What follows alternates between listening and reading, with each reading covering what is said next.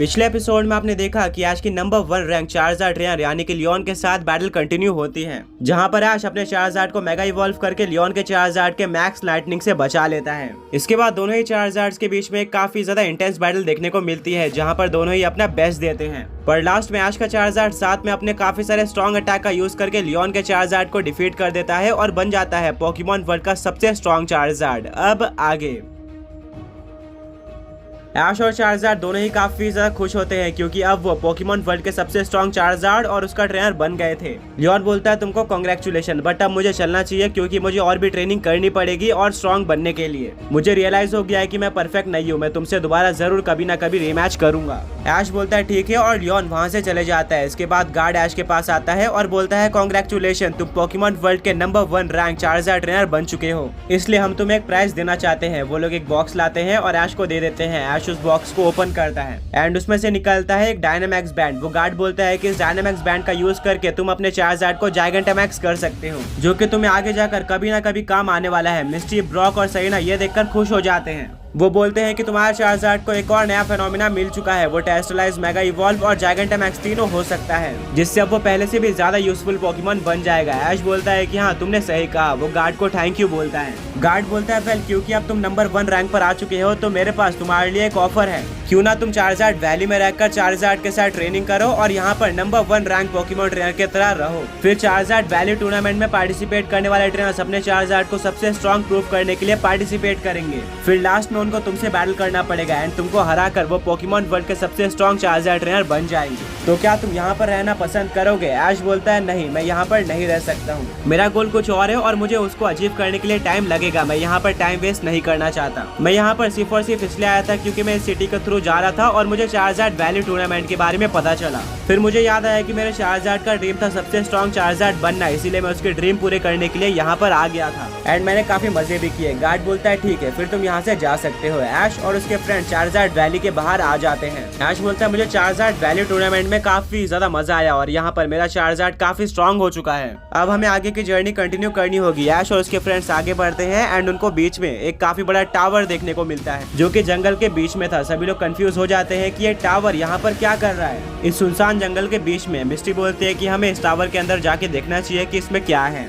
ऐश और उसके फ्रेंड्स उस टावर के अंदर जाते हैं और जैसे ही वो अंदर जाते हैं दरवाजा बंद हो जाता है, जिससे सभी लोग डर जाते हैं। मिस्टी और सेरेना दरवाजे को वापस खोलने की कोशिश करते हैं बट दरवाजा नहीं खुलता और वो अंदर फंस गए थे। अंदर काफी ज्यादा अंधेरा भी होता है, जिसके चलते किसी को कुछ भी नहीं दिख रहा था। ऐश अपने चार्जार्ड को बाहर निकाल देता है, जिसके टेल की मदद से उनको वहाँ पर दिखाई देगा। वो लोग आगे बढ़ते हैं एंड उनको पता चलता है कि टावर काफी बड़ा है, यहाँ पर काफी सारे फ्लोर्स हैं जहाँ पर उनको जाना पड़ेगा। वो लोग ऊपर चढ़ना स्टार्ट करते हैं पर तभी उनको एक आवाज आती है। सब लोग पीछे मुड़कर देखते हैं बट वहाँ पर कोई भी नहीं होता है, जिसके बाद सब लोग आगे बढ़ना कंटिन्यू करते हैं और उनको फिर से आवाज आती है। इस बार उनके सामने एक ओल्ड मैन आ जाता है, जो कि बोलता है तुम यहाँ पर क्या कर रहे हो? अभी के अभी यहाँ से निकल जाओ वरना तुम्हारे साथ काफी बुरा हो सकता है, यहाँ पर तुम्हें इंजरी भी हो सकती है। ऐश बोलता है क्यों, यहाँ पर ऐसा क्या है? वो ओल्ड मैन बोलता है कि ये एक भूतिया जगह है, इसको पोकेमॉन का ग्रेवयार्ड भी कहा जाता है। यहाँ पर काफी सारे घोस्ट टाइप पोकेमॉन रहते हैं और जो पोकेमॉन मर जाते हैं उनकी आत्मा यहाँ पर रहती है। यहाँ पर काफी सारे इंसानों के भी स्पिरिट्स हैं जो कि तुम्हें परेशान कर सकती है, यहाँ से जाना ही बेहतर होगा। ऐश बोलता है हम लोग यहाँ पर गलती से आ गए थे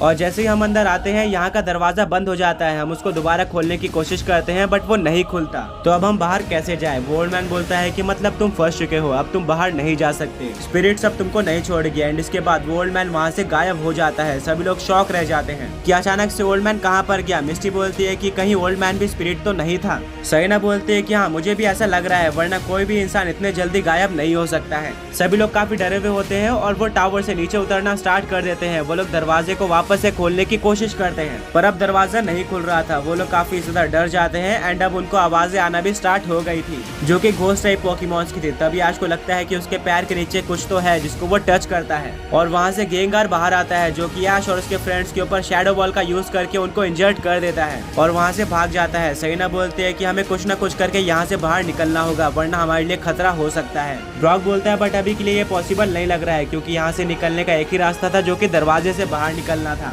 बट अब दरवाजा ही नहीं खुल रहा है। वो लोग अपने पोकेमॉन्स का यूज करके भी दरवाजे को खोलने का ट्राई करते हैं। मिस्टी बोलती है मुझे एक आइडिया आया, क्यों ना हम हुपा का यूज करके बाहर टेलीपोर्ट कर दे। ऐश बोलता है हाँ ये बिल्कुल परफेक्ट आइडिया है। ऐश अपने हुपा को बाहर निकालता है और बोलता है कि हम लोग इस टावर में फंस गए हैं, क्या तुम हमें बाहर निकाल सकते हो टेलीपोर्ट यूज करके। हुपा अपने रिंग को बाहर निकालता है और उस रिंग का यूज करके ऐश और उसके फ्रेंड्स बाहर जाने का ट्राई करते हैं, बट सरप्राइजिंगली पहली बार ऐसा होता है कि हुपा की रिंग काम नहीं करती, जिसके चलते कोई भी टेलीपोर्ट नहीं हो पाता। हुपा भी कंफ्यूज हो जाता है कि उसकी रिंग क्यों नहीं काम कर रही है। ब्रॉक बोलता है कि हो सकता है कि यहाँ पर किसी भी पोकेमॉन की पावर ना काम करती हो, स्पिरिट्स के पास इन सब का भी कंट्रोल हो सकता है। ऐश बोलता है ब्रॉक तुमने बिल्कुल सही कहा, अब तो हम यहाँ पर फंस चुके हैं। ऐश और उसके फ्रेंड्स वापस से उस टावर के ऊपर चढ़ना स्टार्ट करते हैं एंड दोबारा से वही ओल्ड मैन आ जाता है। वो बोलता है तुम अभी तक नहीं गए, मैं लास्ट वार्निंग दे रहा हूँ, तुम यहाँ से चले जाओ वरना तुम्हारे साथ अच्छा नहीं होगा। ऐश और उसके फ्रेंड शॉक हो जाते हैं क्योंकि वो ओल्ड मैन अचानक से उनके सामने आ गया था। ऐश बोलता है बट हम यहाँ से कैसे बाहर निकले, यहाँ का दरवाजा तो बंद हो चुका है, हमने पहले ही बताया था।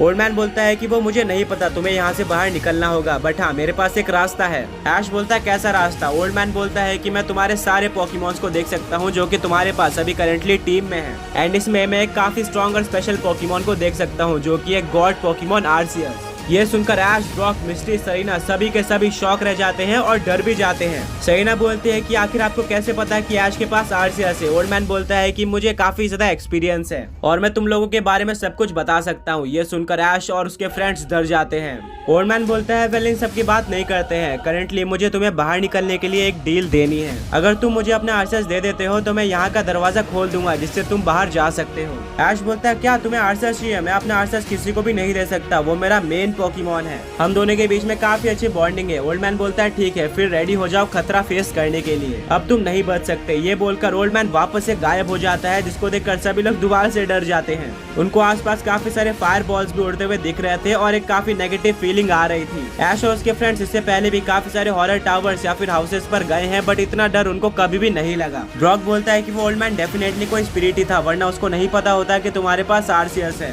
ऐश बोलता है बिल्कुल मुझे भी वही डाउट हो रहा था। मिस्टी बोलती है कि हमें कुछ ना कुछ करके यहाँ से बाहर निकलना होगा। ऐश और उसके फ्रेंड्स और भी ऊपर जाते हैं और फाइनली वो टॉप फ्लोर पर आ जाते हैं, जहाँ पर अचानक से काफी सारे घोस्ट टाइप पोकेमॉन उनके ऊपर अटैक कर देते हैं। ऐश को कुछ भी समझ में नहीं आता और वो जल्दी से अपने आर्सियस को बाहर निकालता है, जो कि ड्रैको मीटियोर का यूज कर देता है और काफी सारे मीटियोर एक एक कर घोस्ट टाइप पोकेमॉन के ऊपर गिरते हैं, जिससे सारे घोस्ट टाइप पोकेमॉन वहाँ से भाग जाते हैं। मिस्टी बोलती है कि मुझे यहाँ से कैसे भी करके बाहर निकलना है, यहाँ पर तो काफी सारे घोस्ट टाइप पोकेमॉन है और नेगेटिव फीलिंग आ रही है। ऐश बोलता है कि हमारे पास कोई भी रास्ता नहीं है यहाँ से बाहर निकलने का। तभी ऐश के आर्सियस को पीछे से एक विलो विस्प अटैक लगता है, जिससे वो बर्न हो जाता है। ऐश और उसके फ्रेंड्स पीछे मुड़कर देखते हैं